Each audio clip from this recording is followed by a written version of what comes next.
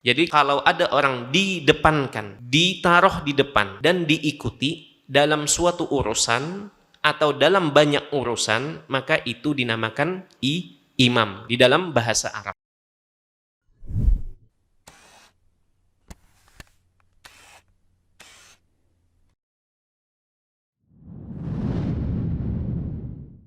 Assalamualaikum warahmatullahi wabarakatuh. Alhamdulillahi rabbil alamin wa bihi nasta'inu ala umurid dunya waddin wassalatu wassalamu ala asyrafil anbiya'i wal mursalin nabiyyina wa qudwatina Muhammadin wa ala alihi wa sahbihi wa man tabi'ahum bi ihsanin ila yaumiddin. Amma ba'd. Allahumma inna nas'aluka ilman nafi'a wa rizqan tayyiba wa amalan mutaqabbala wa na'udzu bika min ilmin la yanfa' wa min qalbin la yakhsha wa min da'watin la yustajabu laha. Amin ya rabbal alamin. Jemaah sekalian, hadirin dan hadirat, Bapak dan Ibu yang semoga senantiasa diberikan taufik serta afiah oleh Allah tabaraka wa taala. Kita kembali dimudahkan oleh Allah untuk berkumpul di salah satu rumah dari rumah-rumah Allah dalam rangka memperdalam ilmu agama Allah. Bapak dan Ibu yang dirahmati Allah, kita masih melanjutkan pembahasan terkait akidah Ar-Raziyain, yaitu akidahnya dua imam yang diakui keilmuannya di abad keempat dan kelima Hijriyah. Ada yang masih ingat dua imam ini siapa? Abu Hatim Ar-Razi dan Abu Zur'ah Ar-Razi. Dan yang menceritakan atau menukilkan poin-poin penting dari akidah dua imam ini itu siapa? Abdurrahman, anaknya dari Abu Hatim ini. Anaknya dari Abu Hatim. Baik, jemaah sekalian yang dirahmati Allah. Dan ini tidak heran. Seorang anak sebagai salah satu bentuk kebaktiannya kepada orang tuanya, jika orang tuanya merupakan seorang yang alim, memiliki ilmu, salah satu bentuk baktinya adalah ia menyebarkan ilmu orang tuanya. Sebagaimana yang dilakukan oleh anaknya Imam Ahmad bin Hanbal, yaitu Abdullah. Abdullah menuangkan apa saja akidah, apa saja manhaj dari sang ayah di dalam kitab beliau. Baik, jemaah sekalian yang dirahmati Allah, kita akan membahas malam ini terkait tentang bahasan yang diikutkan kepada akidah Islam. Dan juga di sisi lain bahasan ini erat kaitannya dengan sejarah yang terjadi di tubuh umat Islam, yaitu terkait masalah al-imamah, kepemimpinan. Baik, ulun bacakan langsung apa saja yang disebutkan di dalam akidah Ar-Raziyain ini.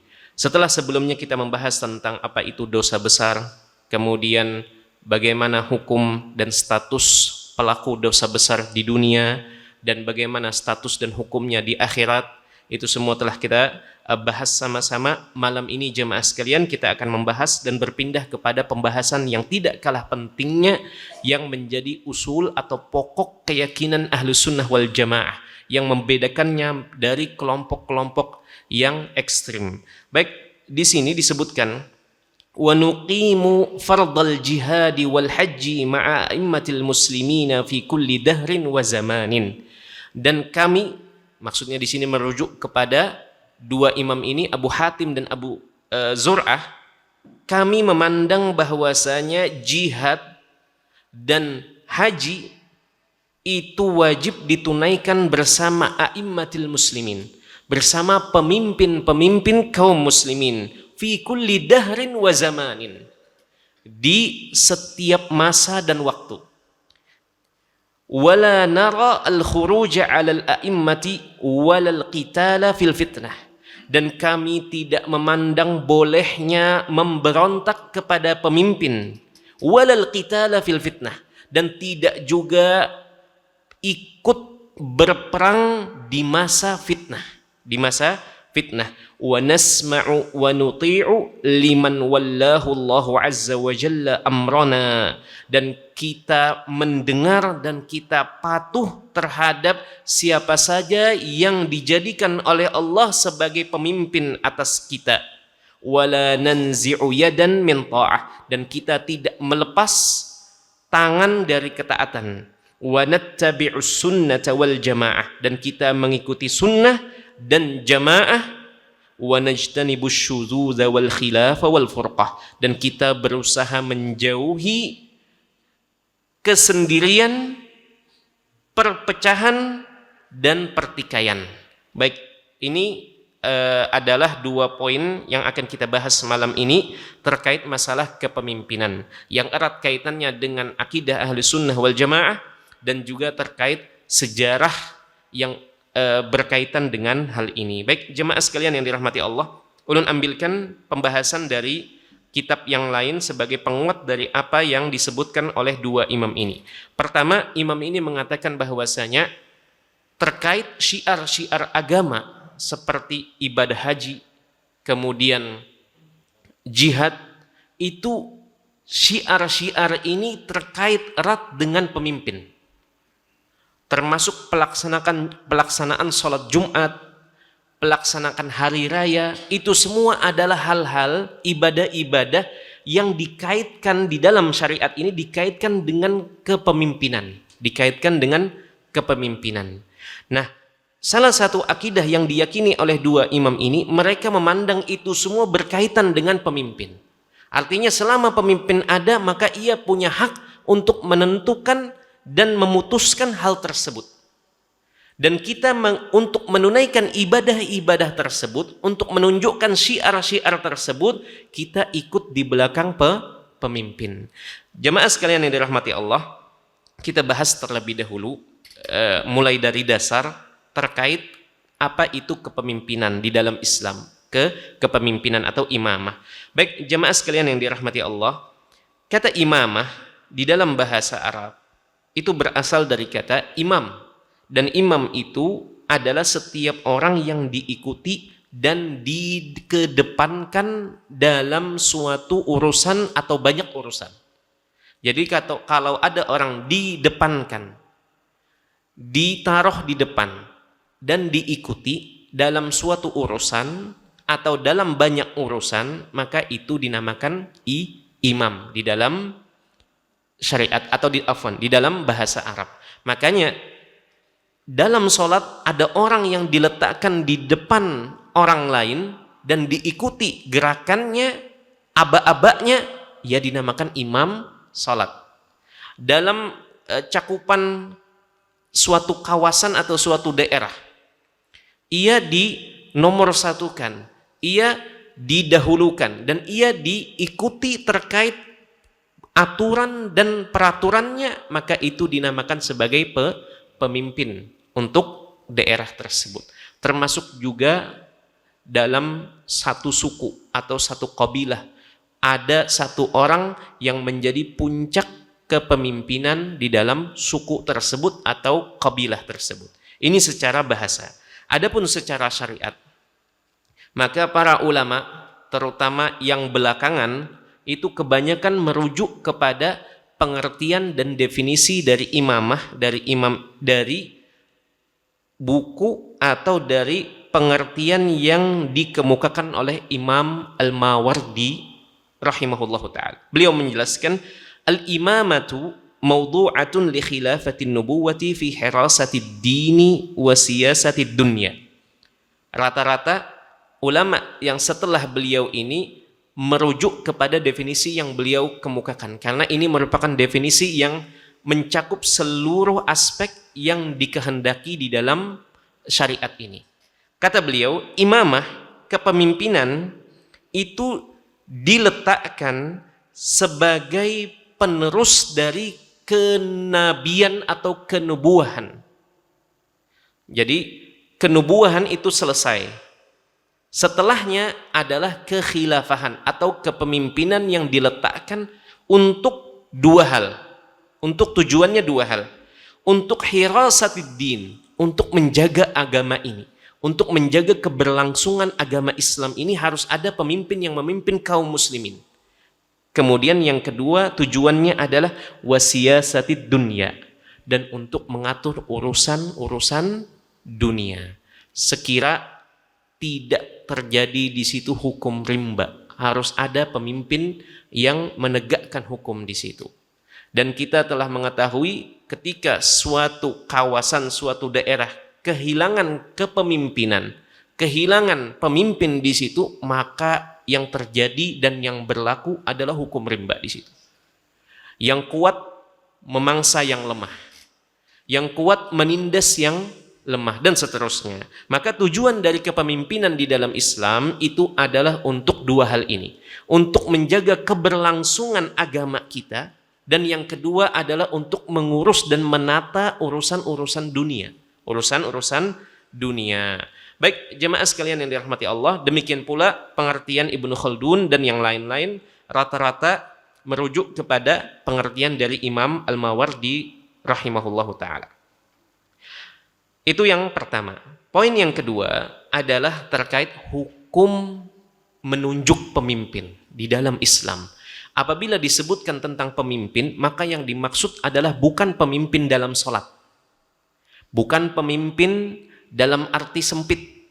Misalkan pemimpin dalam rumah tangga, pemimpin dalam perusahaan, bukan. Tetapi yang dimaksud dalam hal ini adalah pemimpin untuk kaum muslimin. Untuk kaum muslimin. Kira-kira hukumnya apa? Wajibkah, sunnahkah? Wajib. Ya. Hukum kaum muslimin punya pemimpin itu wajib. Itu wajib. Hal ini berdasarkan Al-Quran, sunnah Nabi SAW ditopang dengan ijma, kesepakatan ulama kaum muslimin. Baik, dari dalil dari Al-Quranul Karim ada beberapa dalil, di antaranya adalah surat Al-Baqarah ayat 30. Allah tabaraka wa ta'ala berfirman, wa idz qala rabbuka lil malaikati inni ja'ilun fil ardi khalifah. Dan ingatlah ketika Tuhanmu berkata kepada para malaikat, inni ja'ilun fil ardi khalifah. Sungguh aku akan menjadikan di muka bumi ini khalifah. Khalifah di sini adalah pemimpin, yaitu umat manusia. Kata Imam Al-Qurtubi rahimahullahu taala, beliau mengatakan, hadhil ayatu aslun fi nasbi imamin wa khalifatin yusma' lahu wa yuta'. Ayat ini merupakan asal, dasar, dalil yang menjadi pondasi terkait hukum menunjuk pemimpin yang didengar dan ditaati. Litajtami'a bihil kalimah, sekira kesatuan itu terbentuk dan tercapai, karena harus ada yang memimpin.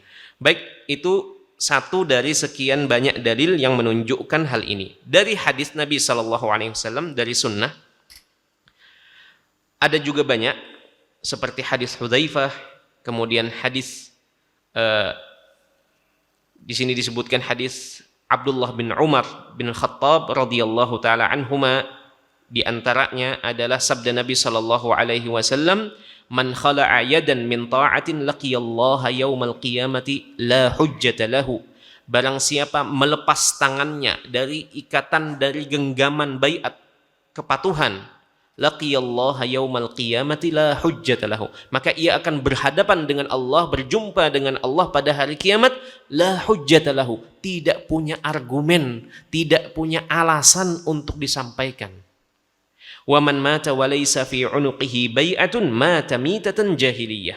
Dan barang siapa meninggal dalam keadaan tidak memiliki baiat, ikatan kepada pemimpin, maka ia meninggal dalam keadaan mitatan jahiliyah, kematian jahiliyah. Dan sebuah kaidah disebutkan, setiap perbuatan atau setiap perkataan yang dikaitkan dengan jahiliyah atau dengan orang-orang jahiliyah atau dengan masa jahiliyah, kata para ulama, itu menunjukkan larangan. Itu menunjukkan larangan dan celaan. Jadi dalam hal ini Nabi mengatakan, orang yang meninggal dunia dalam keadaan tidak membaiat, artinya tidak memiliki ikatan dan kesetiaan untuk taat kepada pemimpinnya, maka ia meninggal dalam keadaan jahiliyah, kematian jahiliyah, artinya tidak meninggal dalam keadaan yang baik. Baik, di antara dalil yang lain adalah hadis Nabi sallallahu alaihi wasallam dari Abu Sa'id Al-Khudri radhiyallahu taala anhu. Beliau mengatakan bahwasanya Rasulullah sallallahu alaihi wasallam bersabda, "Idza kharaja thalathatun fi safarin falyu'ammiru ahadahum." Apabila keluar untuk safar tiga orang, maka hendaklah, kata Nabi, mereka menunjuk satu dari tiga orang ini untuk menjadi pemimpin safar. Untuk jadi pemimpin safar. Kata Ibnu Taimiyah rahimahullahu taala, lihat di sini. Untuk safar, keperluan safar saja, dan jumlahnya tidak banyak, 3 orang saja. Tetap di situ harus ditunjuk ada seorang yang memimpin dari 3 orang ini. Karena kalau tidak, nanti akan berantakan. Yang satu, orang pertama ingin berangkat jam 7. Yang satu mengatakan enggak, jam 10 aja. Maka dengan adanya pemimpin, dan ini merupakan sunnah, jika antum safar, harus ada satu yang didepankan, menjadi pemimpin dalam safar. Kata Ibnu Taimiyah, dalam safar saja, kita ditekankan untuk menunjuk pemimpin. Bagaimana dengan yang lebih luas lagi cakupannya, terkait urusan bermasyarakat. Tentunya lebih ditekankan lagi untuk menunjuk pemimpin dan memilihnya. Baik, jemaah sekalian yang dirahmati Allah, itu poin yang kedua. Kemudian poin yang ketiga yang kita akan ambil malam ini adalah bagaimana seorang pemimpin itu ditunjuk. Nah, ini lagi-lagi berkaitan dengan sejarah, tetapi juga berkaitan dengan kondisi saat ini. Baik, jemaah sekalian yang dirahmati Allah, di dalam Islam ada setidaknya 4 cara, 4 metode penunjukan seorang pemimpin. Tetapi sebagian lagi mengatakan ada 3 cara. Ini hanya sekedar perincian dari 3, yang mengatakan 3 sebenarnya sudah cukup. Tetapi yang mengatakan 4 itu ada 1 cara yang dari 3 ini dibagi lagi menjadi 2, makanya jadi 4. Baik, jemaah sekalian yang dirahmati Allah, jika kita ambil 3 ini, maka cara yang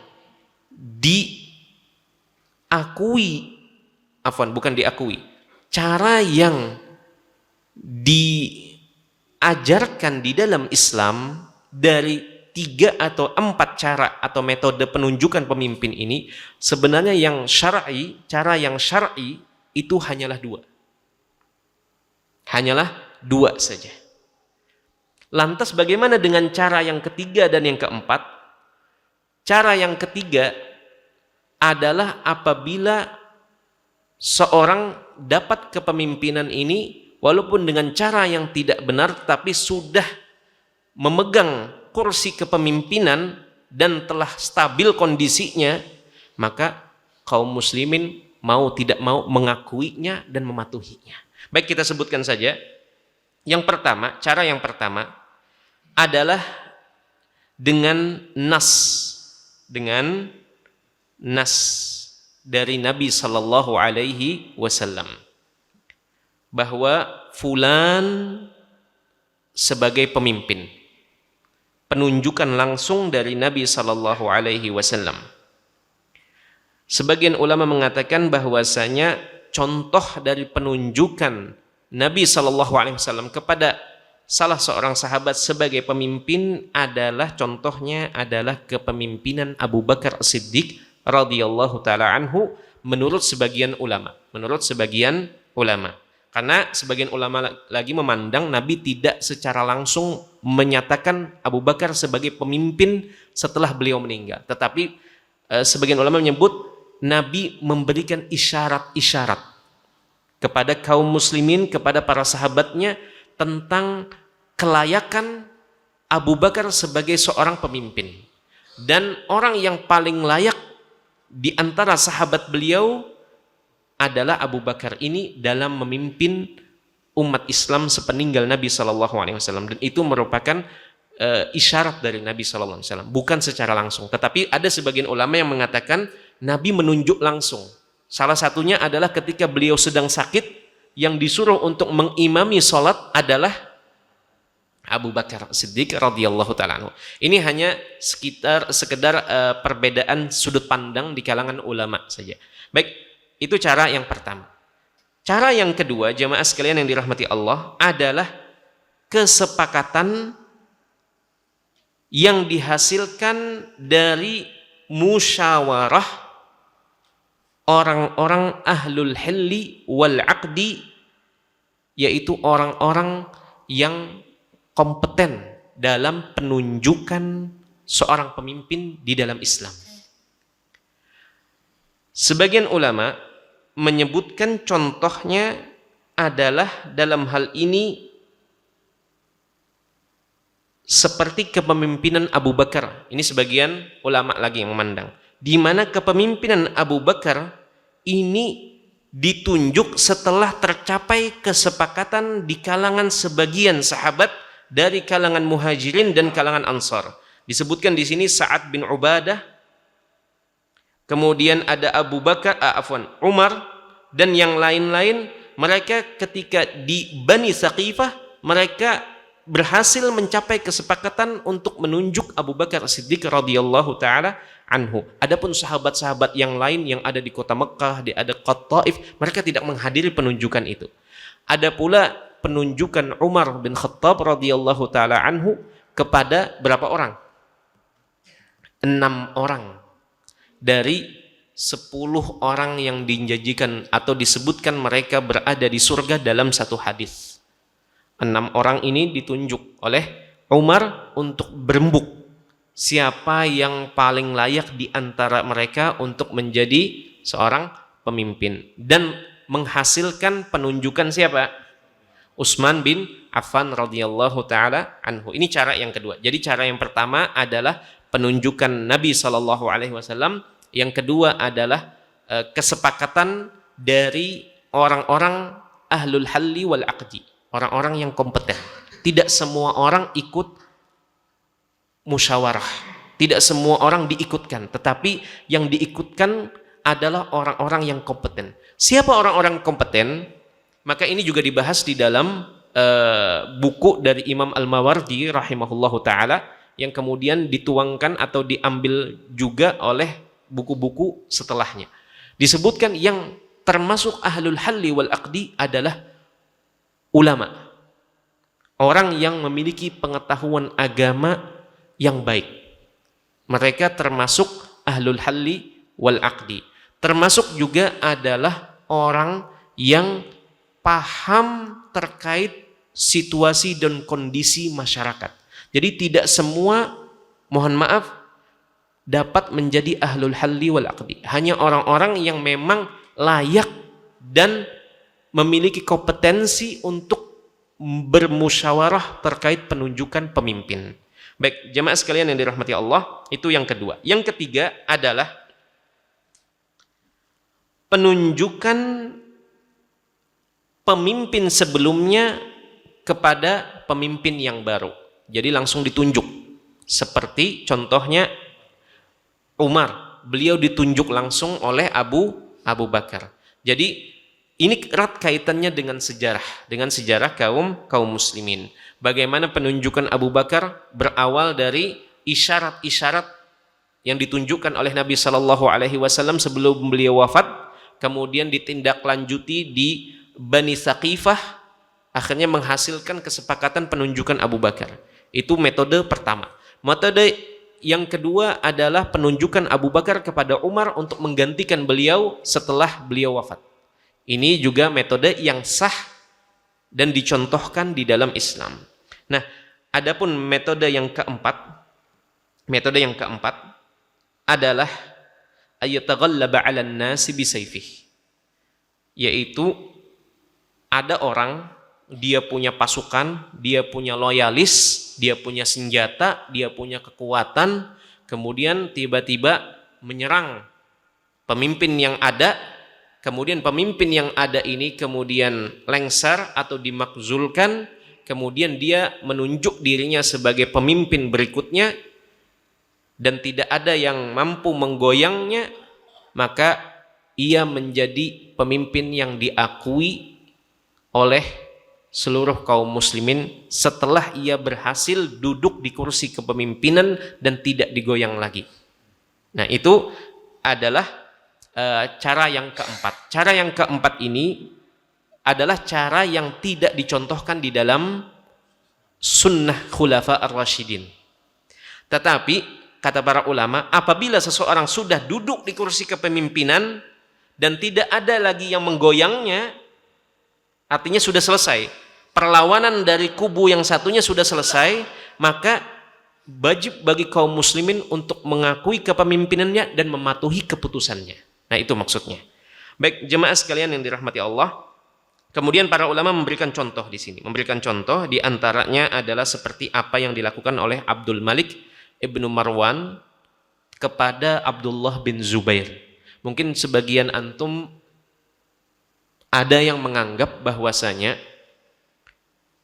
Abdullah bin Zubair ini dia yang memberontak, padahal bukan.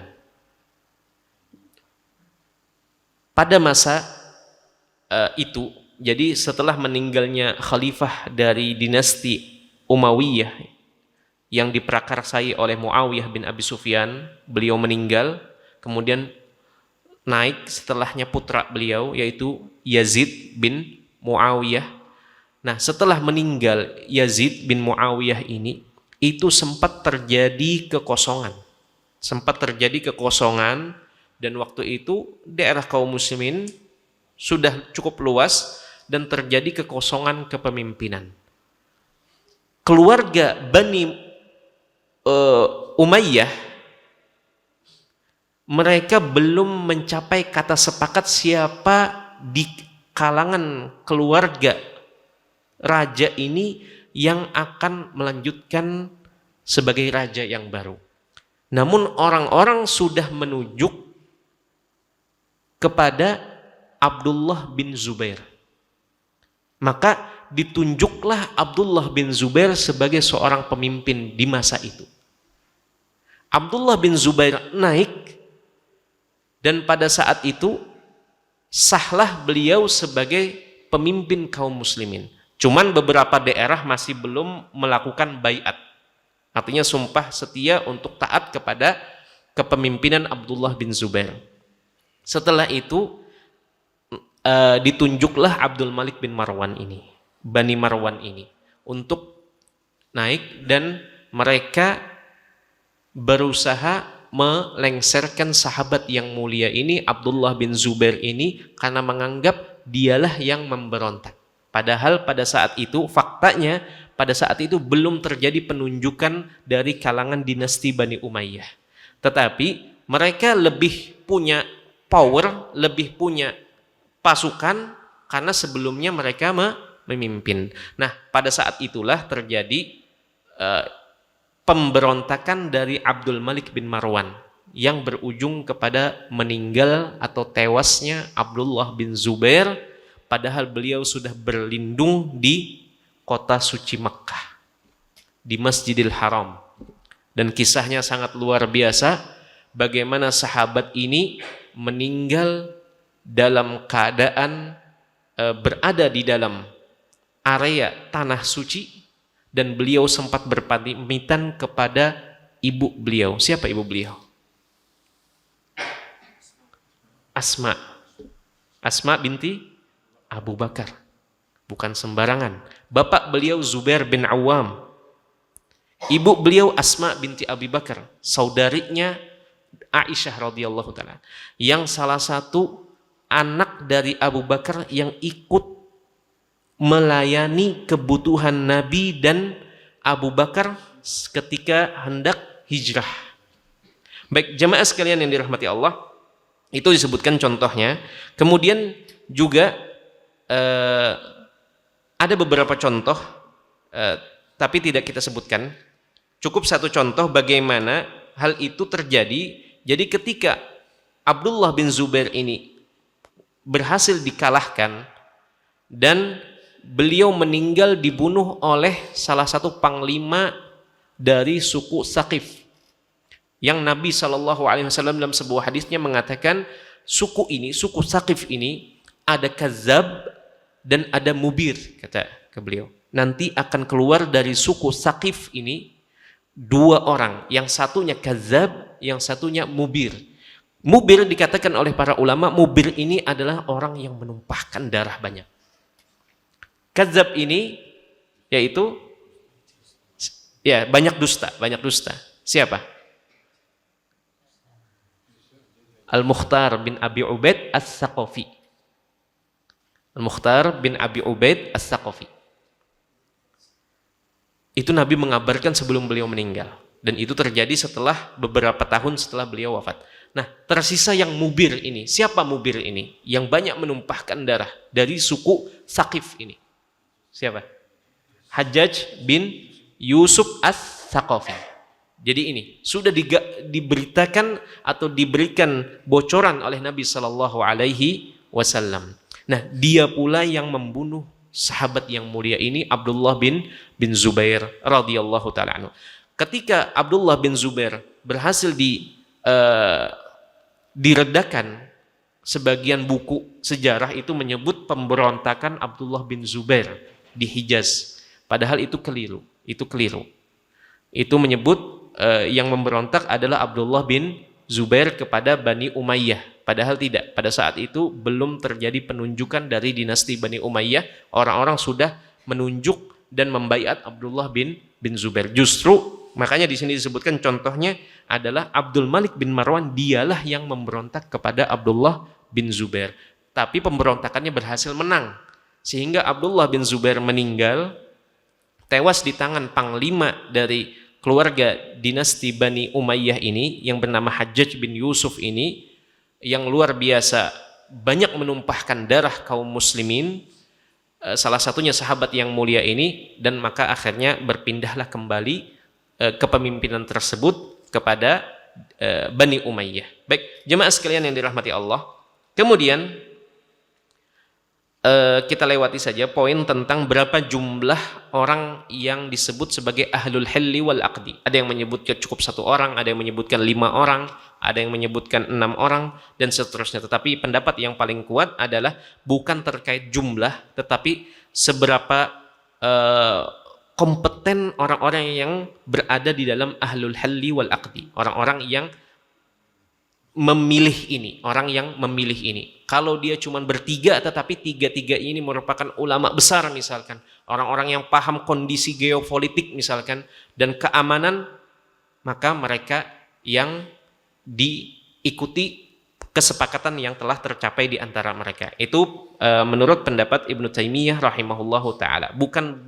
Bukan masalah jumlahnya, tetapi masalah seberapa kompeten orang-orang yang berada di dalam ahlul halli wal aqdi. Baik, kemudian poin yang keempat berikutnya adalah kita tahu kondisi kaum muslimin sebagaimana disebutkan oleh Syekh Utsaimin rahimahullah dan ulama-ulama yang lain, bahwasanya kaum muslimin ini sekarang sudah tidak berada di bawah satu kepemimpinan lagi seperti di zaman awal. Bahkan sebagian ulama ada yang menyebut mulai terjadi keretakan di tubuh umat Islam ini semenjak meninggalnya khalifah yang ketiga dari khilafah Rashidah, yaitu Utsman bin Affan radhiyallahu ta'ala anhu. Itu sudah terbagi. Ada 2 pemimpin, ada 2 penguasa pada saat itu. Di daerah Irak dan Hijaz itu ada Ali radhiyallahu ta'ala anhu, di satu sisi ada di Syam ada Muawiyah radhiyallahu ta'ala anhu. Ini menurut sebagian ulama. Sebagian lain mengatakan Muawiyah pada awalnya beliau tidak mengklaim sebagai pemimpin atau penguasa kaum muslimin. Yang beliau inginkan hanyalah beliau tidak memberikan baiat sumpah setia kepada Ali sampai Ali terlebih dahulu memproses orang-orang yang terlibat pembunuhan Khalifah Utsman bin Affan. Itu saja permintaannya. Tuntutan Muawiyah adalah hanya itu. Baru kemudian kalau Ali sudah mengabulkan permintaan itu, maka beliau akan menunjukkan dan mengumumkan baiat dan sumpah setia beliau kepada Ali radhiyallahu taala anhu. Namun Ali radhiyallahu taala anhu memandang dengan pandangan yang lain. Beliau memandang bahwasanya tidak bisa menegakkan hukum kepada orang-orang yang memberontak dan mengepung kediaman Utsman bin Affan pada saat itu. Karena saat ini orang-orang yang berada di tubuh dan loyalis Ali itu sebagian besarnya adalah dari orang-orang ini. Maka nanti akan terjadi gejolak lagi. Yang Ali radhiyallahu taala inginkan adalah stabil dulu kondisi keamanan dan politik di daerah-daerah kaum muslimin. Setelah semuanya menyatakan dukungan kepada Ali, baru kemudian beliau menegakkan hukum qisas kepada orang-orang yang terlibat pembunuhan khalifah yang ketiga. Itu maksud Ali. Butuh waktu untuk menegakkan itu sampai kondisi aman dan stabil dahulu. Tetapi tidak ketemu, akhirnya terjadilah gejolak-gejolak fitnah yang melanda. Nah, kata Syekh Utsaimin rahimahullahu taala, itu sudah dimulai di zaman setelah Khalifah Utsman bin Affan radhiyallahu taala anhu. Kaum muslimin di situ mengikuti ada terpecah menjadi dua pemimpin. Kemudian setelah Ali radhiyallahu taala anhu wafat, juga terjadi sebagian orang menunjuk putra beliau yaitu Hasan bin Ali sebagai pemimpin, sebagai khalifah. Penduduk negeri Syam mereka loyal kepada Muawiyah radhiyallahu taala anhu. Sampai kemudian Hasan menyerahkan kepemimpinan sepenuhnya kepada Muawiyah dan pada tahun itu dinamakan sebagai Amul Jamaah. Setelah itu terus terjadi gejolak-gejolak politik di mana kaum muslimin menjadi tidak lagi berada di bawah satu kepemimpinan sampai saat ini. Sampai saat ini. Kata Imam Asy-Syaukani rahimahullahu taala, beliau menyebutkan sekarang ini kondisi daerah-daerah kaum muslimin itu semakin luas dan tidak bisa bersatu di bawah satu kepemimpinan. Masing-masing sekarang ada kepala negaranya masing-masing. Indonesia punya kepala negara yang sah. Arab Saudi punya kepala negara yang sah. Begitu pula negara-negara Islam yang lain. Maka kata beliau, bagaimana hukum dan statusnya dalam syariat ini? Beliau menyebutkan pada asalnya dan idealnya kaum muslimin itu dipimpin oleh satu pemimpin yang sah. Karena itulah tujuan dari kepemimpinan ini.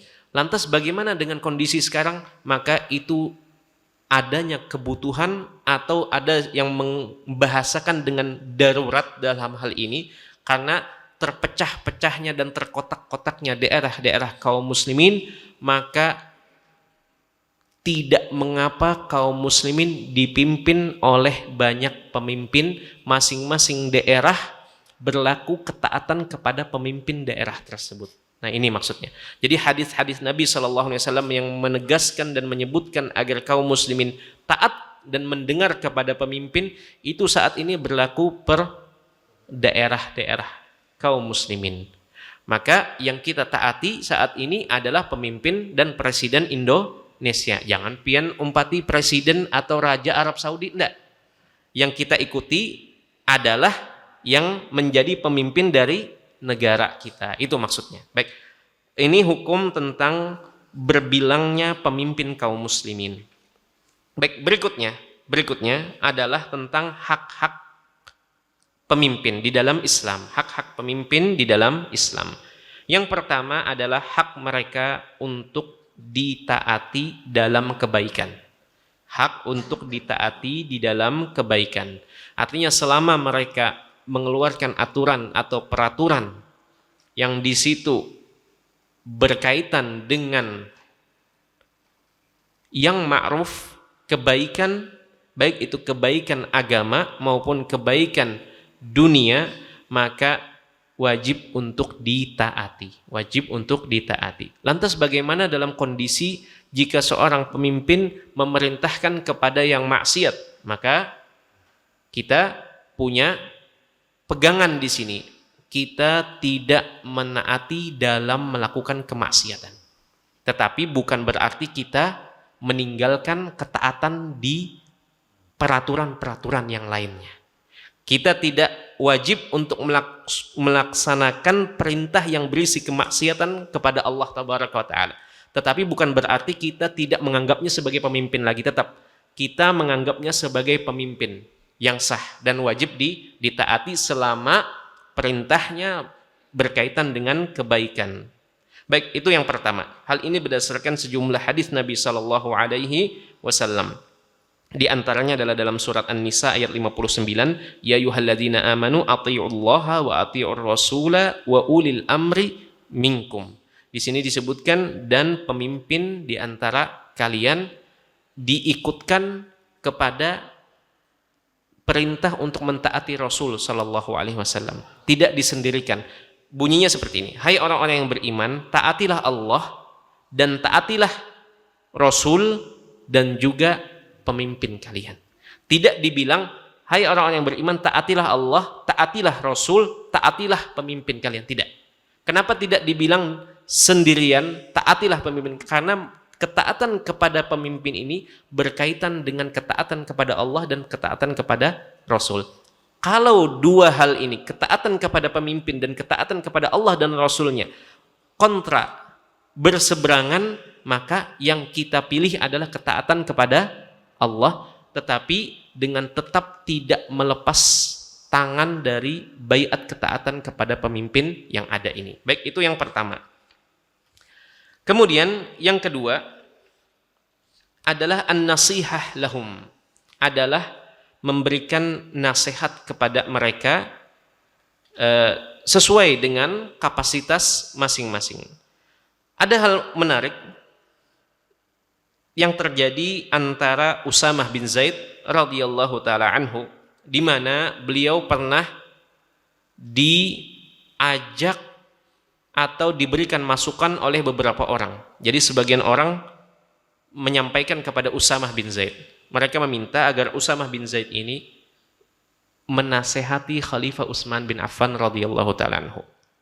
Mereka minta, coba engkau masuk kepada Utsman bin Affan, kemudian sampaikan keresahan-keresahan atau isu-isu miring yang dialamatkan kepada Khalifah Utsman bin Affan radhiyallahu taala anhu. Kemudian Usamah bin Zaid menyampaikan, apakah aku harus menyampaikan setiap kali aku memberikan masukan kepada khalifah, aku harus mengabarkan kepada orang-orang aku baru saja menyampaikan masukan nasihat kepada khalifah? Tidak perlu, kata Usamah bin Zaid. Aku sudah menjalankan tugasku dalam memberikan nasihat kepada pemimpin tanpa perlu mengumumkannya kepada khalayak ramai. Hak pemimpin yang ketiga di dalam Islam adalah at-ta'awun ma'ahum 'alal birri wat taqwa. Kita turut membantu mereka dalam kebaikan dan ketakwaan kepada Allah. Jadi jika ada program yang baik, maka kita turut mendukung dan berta'awun dengan mereka. Kemudian yang keempat adalah tauqiruhum wa adamu ihanatihim. Menghormati mereka dan tidak menghina atau merendahkan pemimpin. Makanya Syekh bin Baz rahimahullahu taala beliau menyebutkan, laisa min manhajis salaf at-tashhir bi'uyubi wulatil umur. Bukan bagian dari manhaj salaf itu menyebarluaskan aib-aib dan kekurangan-kekurangan pemimpin. Karena itu akan mengarah kepada perendahan pemimpin itu, dan kalau sudah dia direndahkan di khalayak ramai atau di mata masyarakatnya, maka yang ada nanti adalah aturan dan perintahnya tidak digubris oleh kebanyakan orang, maka menjadi kacau di situ nanti. Bahkan berujung kepada hal yang lebih besar mudaratnya. Makanya para ulama menyebutkan bukan bagian dari manhaj salaf adalah turut menyebarluaskan aib atau kekurangan yang ada pada pemimpin. Memang berat.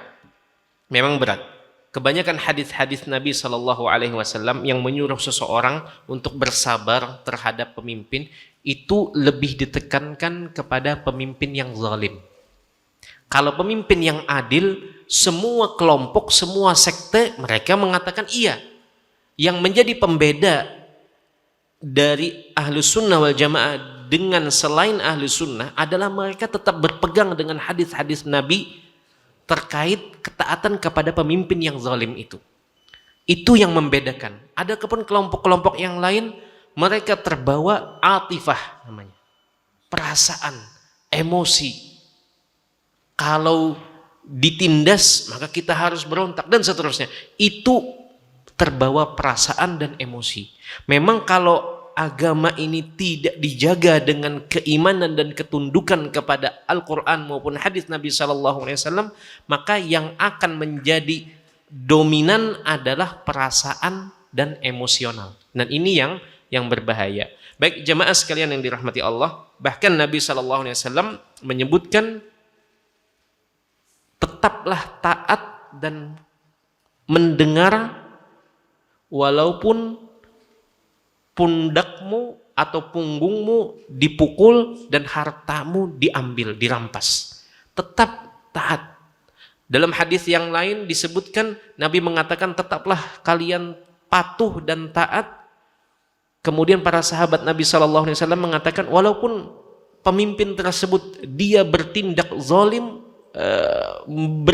bertindak aniaya dan seterusnya, maka Nabi SAW mengatakan tunaikan apa yang menjadi kewajiban kalian dan mintalah hak kalian kepada Allah Tabaraka wa Ta'ala. Dan itu memang hal yang berat karena akan berlawanan dengan sisi perasaan kita sebagai seorang manusia.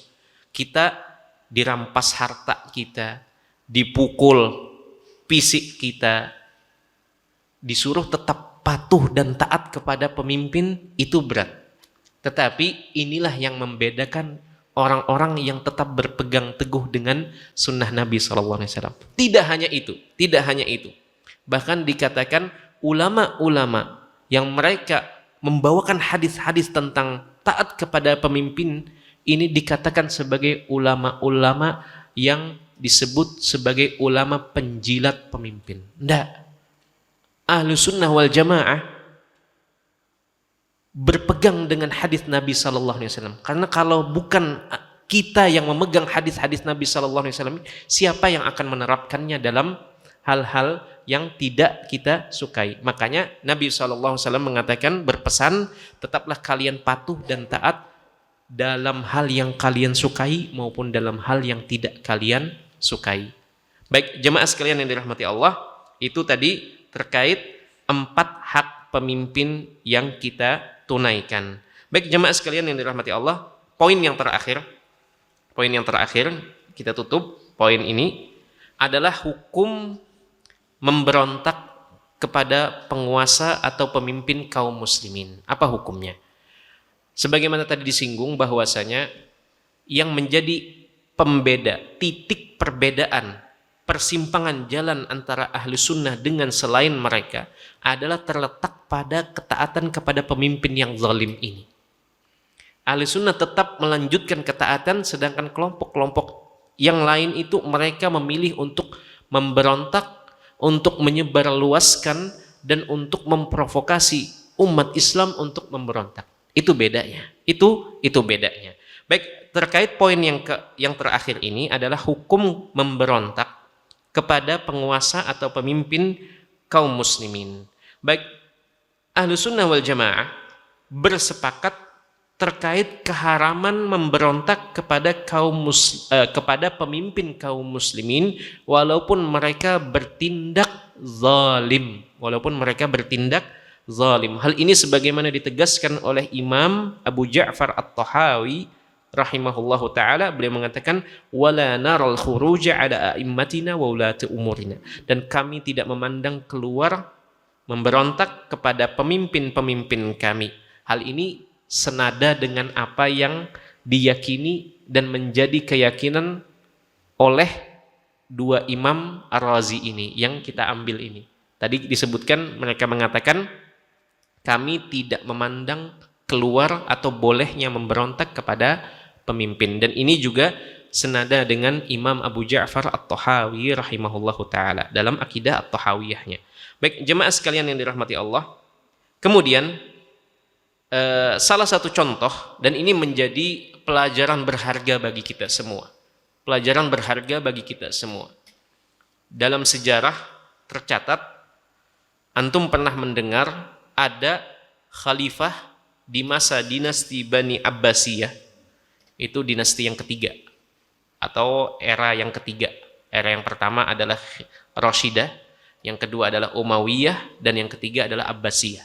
Nah, dalam dinasti Bani Abbasiyah ini ada tercatat seorang khalifah yang ia terpengaruh oleh penasehat-penasehat agamanya, spiritualnya, itu dari kelompok Mu'tazilah. Kelompok Mu'tazilah ini banyak sekali penyimpangan dan penyelewengan dalam masalah akidah. Maka ketika ia terpengaruh, kemudian ia mewajibkan agar seluruh ulama yang lain yang awalnya berseberangan dengan kelompok Mu'tazilah ini untuk ikut mengakui dan berkata dengan perkataan atau pendapatnya kelompok Mu'tazilah terkait Al-Quran, yaitu diwajibkan untuk semua dai dan semua ulama untuk mengatakan bahwasanya Al-Quran itu adalah makhluk. Itu diwajibkan. Jadi tidak boleh ada yang mengatakan berbeda dengan apa yang diyakini oleh khalifah ini. Khalifah siapa namanya? Khalifah? Ada 3 khalifah, artinya 3 generasi. Dan itu belasan tahun terjadi. Khalifah Al-Mu'tasim. Atau afwan, sebelum Mu'tasim Al-Ma'mun. Jadi Al-Ma'mun kemudian turun ke anaknya, Mu'tasim turun ke cucunya, yaitu Al-Wathiq. Jadi selama 3 generasi ini, apa yang mereka lakukan? Mereka meyakini Al-Quran itu makhluk, dan juga mereka mewajibkan hal ini kepada seluruh ulama. Yang tidak sependapat diapai? Dibunuh. Sebagiannya dibunuh. Sebagian lagi dimasukkan ke jeruji besi. Sebagian lagi disiksa. Dan termasuk yang paling terkenal kisahnya adalah Imam Ahmad bin Hanbal rahimahullahu ta'ala. Dan itu tidak hanya beliau sendiri, ulama-ulama lain banyak. Ada yang dibunuh, ada yang disiksa, ada yang dipenjara. Dan Imam Ahmad itu mengalami penyiksaan dan pengurongan ini mulai dari yang kakek sampai yang cucu. Dan itu terjadi belasan tahun. Dari khalifah yang bukan khalifah pertama Abbasiyah, bukan, tetapi khalifah pertama yang mulai teracuni dengan akidah Mu'tazilah ini, yaitu Al-Ma'mun, pindah ke Mu'tasim, pindah ke Al-Wathiq. Itu Imam Ahmad merasakan itu semua, tidak dikeluarkan dari penjara. Adakah tercatat Imam Ahmad menyeru dan mengajak orang-orang untuk segera berontak? Tidak ada. 3 generasi beliau menjalani, beliau memilih bersabar. Padahal penyimpangan yang terjadi bukan hanya penyimpangan yang terhitung kabirah, dosa besar, bukan. Ini sudah masuk ke dalam akidah. Yaitu apa? Mengatakan Al-Quran itu adalah makhluk. Itu sudah masuk ke ranahnya akidah. Bukan hanya sekedar berbohong. Ada pemimpin yang banyak berbohong misalkan. Bohong itu dosa besar. Bukan, ini levelnya di atas itu lagi. Mengatakan Al-Quran ini bukan kalamullah tetapi makhluk. Tidak hanya itu, mewajibkan kepada seluruh ulama pada masa itu. Baik, jemaah sekalian yang dirahmati Allah. Kemudian Allah bukakan hal tersebut di masa yang keempat, khalifah yang keempat, yaitu Al-Mutawakkil. Ini beliau berada di atas akidah ahli sunnah wal jamaah, maka dikeluarkanlah Imam Ahmad rahimahullah ta'ala. Kenapa yang disoroti Imam Ahmad? Karena pada masa itu beliau adalah imam yang sangat diakui keilmuannya oleh kaum muslimin pada waktu itu. Dan pusat pemerintahan dinasti Abbasiyah itu berada di Irak. Kalau dinasti Umayyah itu berada di Syam. Dinasti atau masa khilafah Ar-Rashidah itu berada di Madinah. Khalifah Abu Bakar di Madinah, Umar di Madinah, Utsman di Madinah, Ali radhiyallahu taala anhu bergeser ke Irak. Muawiyah di Syam. Jadi basis itu di Syam, kemudian runtuh dengan datangnya dinasti Abbasiyah, kemudian mereka mengambil ibu kota di Baghdad di Irak. Baik, itu contoh dari bagaimana ulama ahlu sunnah wal jamaah mereka tetap berpegang dengan hadis-hadis Nabi Shallallahu Alaihi Wasallam dan tidak tercatat, tidak dari Imam Ahmad dan tidak dari ulama-ulama yang lain yang mengajak orang-orang untuk melengsarkan khalifah yang sudah dikatakan sebagai khalifah yang sesat. Tidak hanya sekedar dosa-dosa besar. Baik jemaah sekalian yang dirahmati Allah, itu terkait ketaatan atau larangan memberontak kepada pemimpin yang bertindak zalim. Ada satu kondisi yang disebutkan oleh Nabi Shallallahu Alaihi Wasallam, dan ini kita tutup kajian kita. Tinggal 1 menit, insya Allah cukup. Kita sebutkan poinnya saja. Ada satu kondisi yang seorang pemimpin itu tidak layak lagi untuk memimpin kaum muslimin. Kapan boleh dilengserkan atau boleh diturunkan? Kalau tercapai 5 syarat ini. 5 syarat ini. Dan perlu diketahui semua, dalam sejarah umat Islam itu tidaklah ada yang berusaha memberontak atau menurunkan seorang pemimpin di dalam Islam, melainkan kerusakan dan mudarat yang ditimbulkan itu jauh lebih parah lagi. Itu jauh lebih parah dan lebih besar lagi. Mulai dari terbunuhnya darah atau kaum muslimin, tertumpahnya darah kaum muslimin, kemudian terampasnya harta-harta kaum muslimin, tidak kondusif untuk melaksanakan ibadah-ibadah dan syiar-syiar agama karena terjadi pergolakan dan seterusnya. Baik, ada 5 syarat, kita ulun sebutkan secara poin-poinnya saja. Baik, yang pertama syaratnya adalah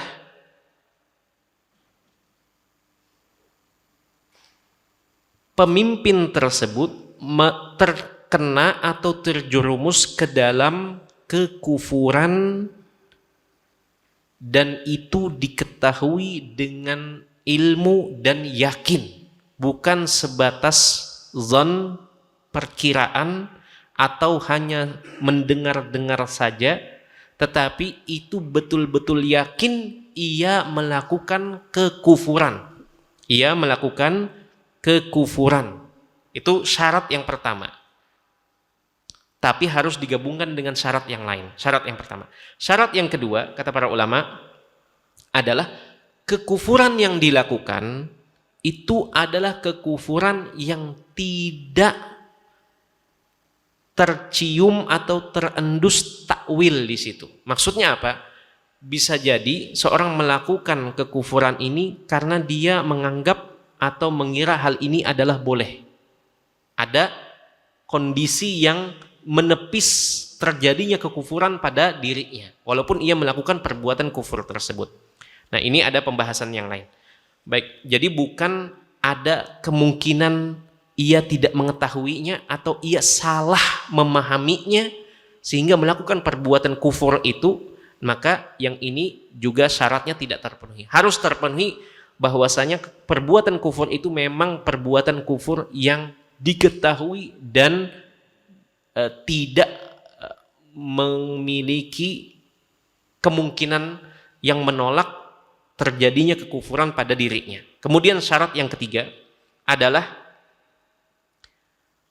rakyat memiliki dalil yang pasti di dalam Al-Quran maupun Sunnah Nabi Sallallahu Alaihi Wasallam bahwasanya apa yang dilakukan oleh pemimpin mereka itu merupakan kekufuran yang dapat mengeluarkan pelakunya dari agama.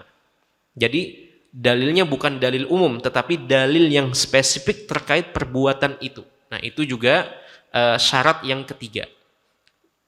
Dalilnya terkait hal ini adalah hadis dari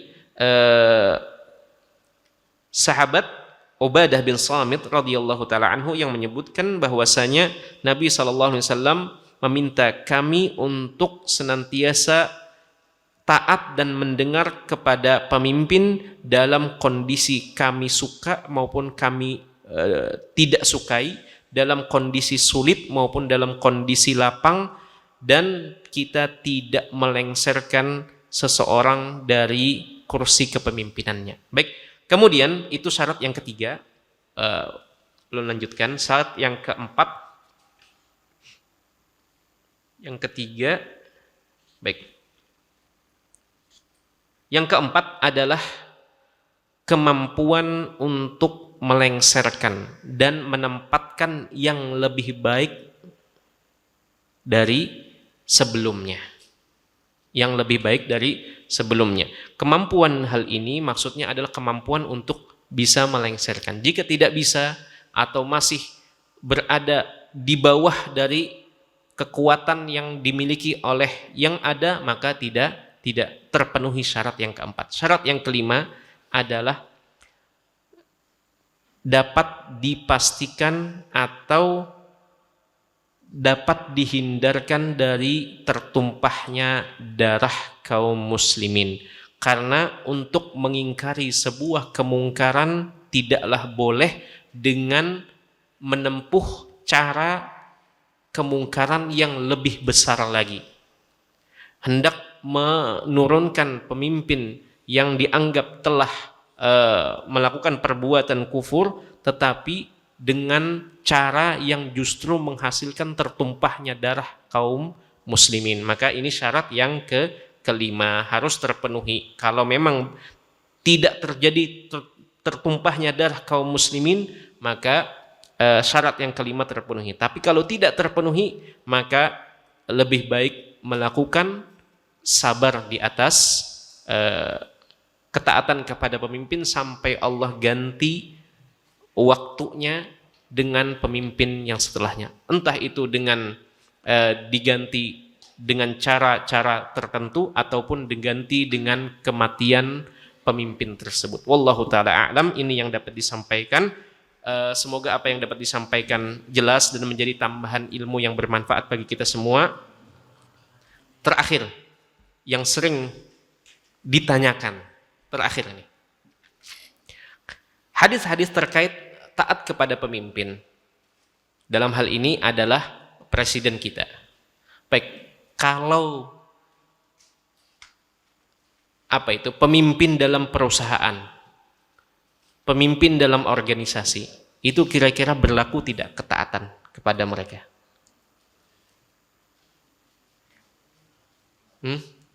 Misalkan kepala pian sebagai misalkan bawahan, ada kepala di sebuah perusahaan, tidak wajib.